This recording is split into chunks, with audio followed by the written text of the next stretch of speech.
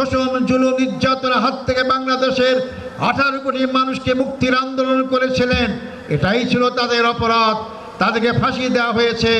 ফাঁসির মাধ্যমে তারা মনে করেছিল বাংলাদেশের জামাত ইসলামীর আন্দোলনকে স্তব্ধ করা যাবে, নিশ্চিহ্ন করা যাবে।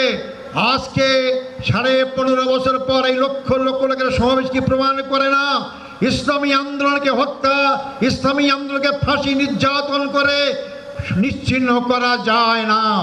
বরং আমি বলি ইসলামী আন্দোলন হচ্ছে এটি খরস্রোতা নদীর মতো। নদীর সামনে যে নামে আপনি বাঁধ দেন না কেন, খরস্রোতা নদীর পানি তীব্র গতিতে সামনে অগ্রসর হয়, বাঁধে ভেঙ্গে সামনে যেতেই থাকে।